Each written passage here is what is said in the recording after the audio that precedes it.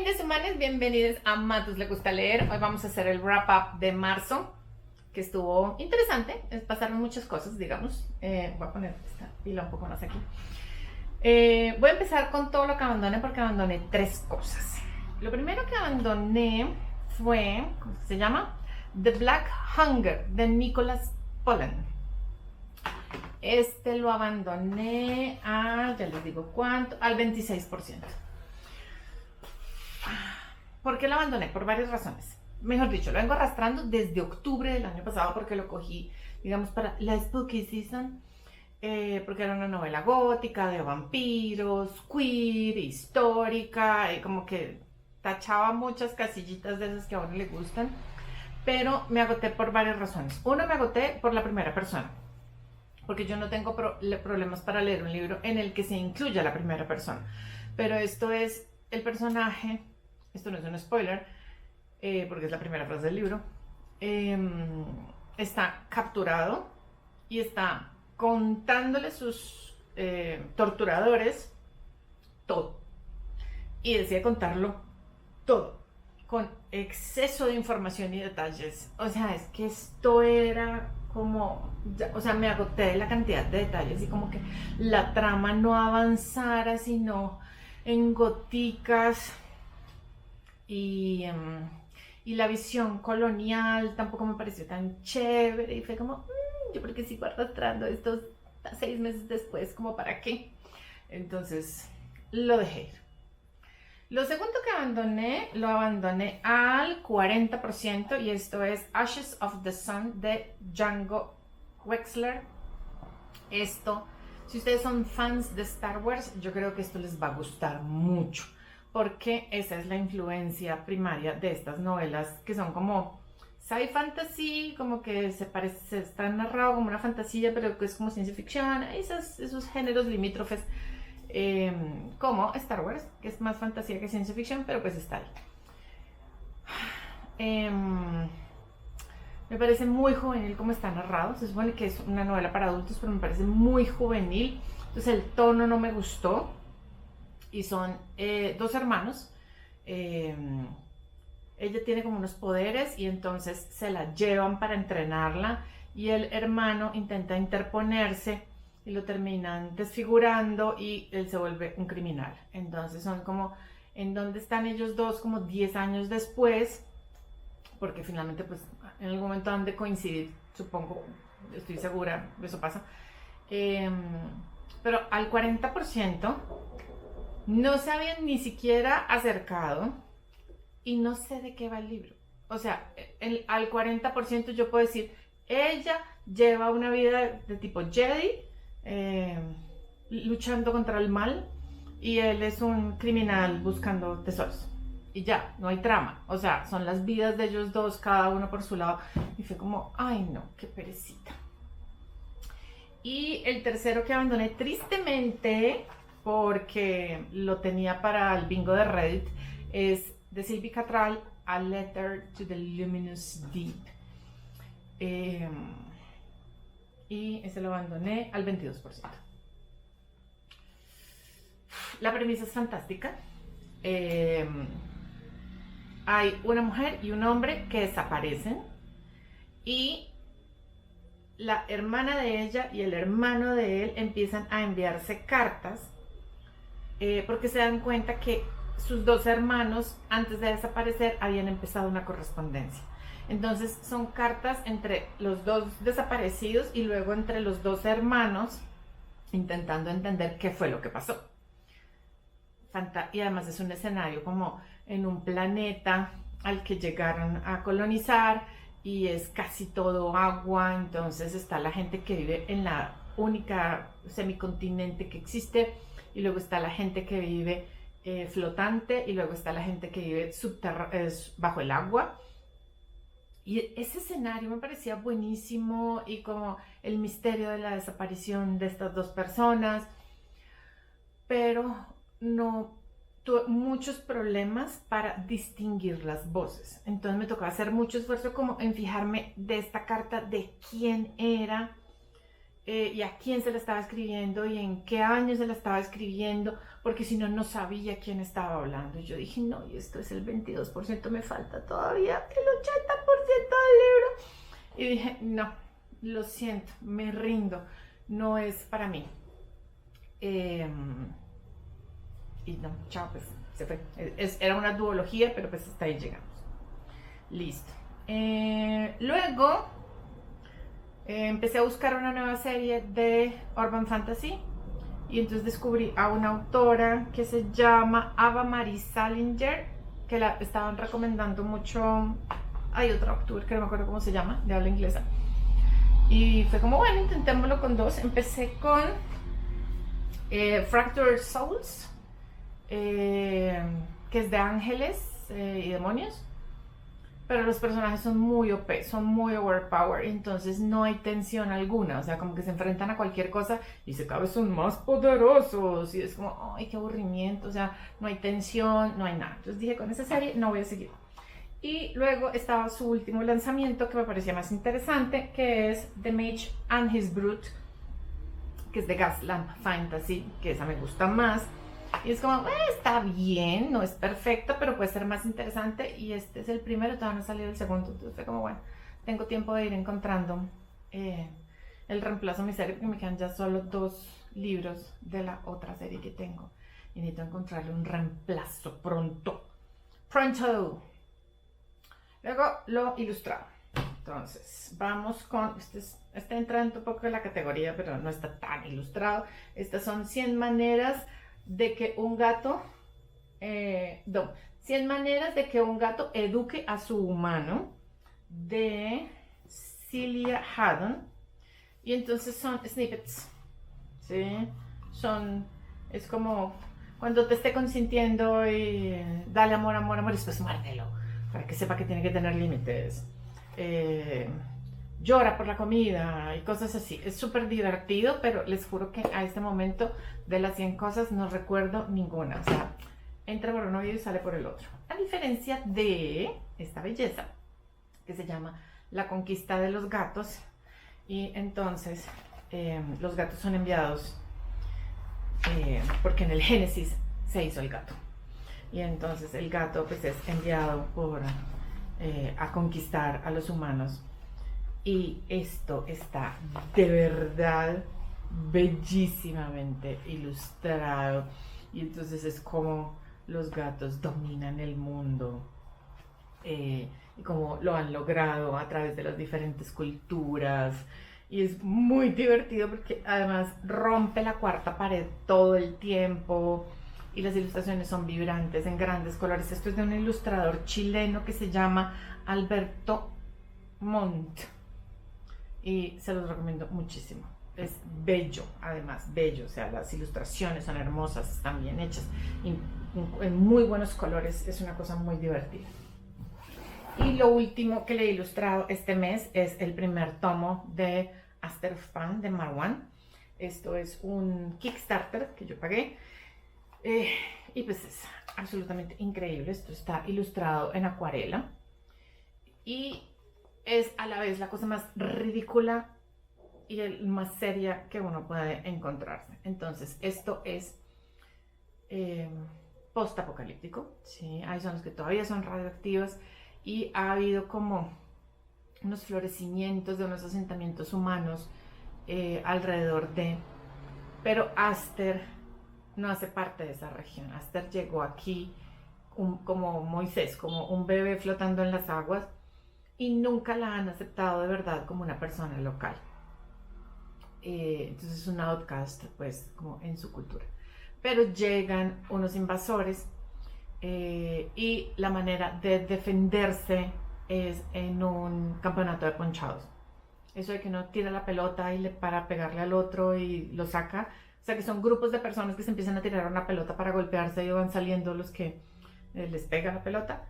Eso. En Colombia le decimos ponchados. Entonces todas las disputas entre territorios se solucionan a través de un campeonato de ponchados. Entonces es muy ridículo porque además esto se transmite por televisión. O sea, es muy ridículo.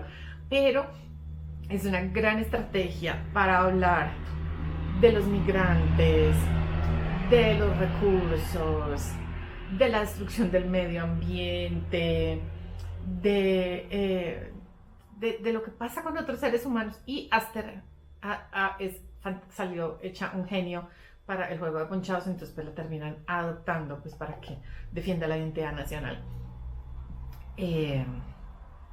Pero no es precisamente el bombillo más brillante. Es muy divertido, es muy divertido. Entonces uno habla de temas muy, muy serios a través de un personaje muy chistoso, muy torpe, y en un partido de ponchados. O sea, no, es demasiado. O sea, uno no sabe qué está pasando ahí de verdad. Luego vienen los tres. Voy a ir en orden de duración de lo último que les voy a hablar. Entonces, fue el turno de una de las novelas cortas de nuestra amada Ursula K. Le Guin, y este es Forgiveness Day, el Día del Perdón. Entonces, esto es sobre una enviada de Lecumen en un planeta, y ella es una mujer muy joven y es un alma libre, y entonces se va de rumba y tiene amantes y bla bla bla, en una sociedad muy conservadora. Y su guardaespaldas, que está puesto por el planeta, es un soldado que pasó 15 años de su vida peleando en el frente, que tuvo una vez una novia y se casaron y él se fue al otro día y ella murió y él nunca estuvo presente, hasta que pierden la guerra. Entonces él regresa y se echa un poco como a la pérdida, como al síndrome de estrés postraumático, al abandono que sufren los veteranos después de las guerras, a la imposibilidad de sanar de manera correcta porque es un mundo de machos. Y entonces a través de él hablamos de un montón de cosas súper complejas, y a través de ella analizamos el papel de la sociedad, de las mujeres en las sociedades que son muy conservadoras, donde son tolerados ciertos tipos de comportamientos, porque la conocemos primero haciéndose amante de una persona queer. Entonces vamos a través de estos dos personajes como revisando estas sociedades y estas consecuencias, especialmente sobre los hombres. Es un libro que da una mirada muy particular al soldado, y los terminan secuestrando, y entonces esto se vuelve muy chistoso, porque si esto fuera como una reseña de TikTok, entonces esto sería como la proximidad forzada, una sola cama, porque los secuestran y ahí terminan teniendo una intimidad que nunca habían tenido, y luego hay como un pequeño epílogo de qué pasa con ellos dos con el paso de los años. Es muy bonito, es muy reflexivo, y pone una mirada muy crucial sobre el abandono, especialmente a los hombres soldados, y como después del conflicto quedan completamente abandonados a su suerte. Luego me leí una novela corta un poquito más larga que esta, que es mi primer John Scalzi. Entonces me leí La Sociedad de Preservación de Kaijus, y me reí mucho. Me reí mucho, y entiendo por qué este señor es como el rey de la comedia y como de la novela ligera en la ciencia ficción, porque de verdad lo hace muy bien. Entonces, esto empieza la pandemia, un joven desarrollador lo echan sin nada de una startup en el que estaba, y le termina de mensajero como de un Uber Eats, como de un Rappi, hagan de cuenta. Y ahí en una entrega se termina encontrando con alguien de su antigua universidad, y esa persona le da una tarjeta para que se meta a un trabajo nuevo.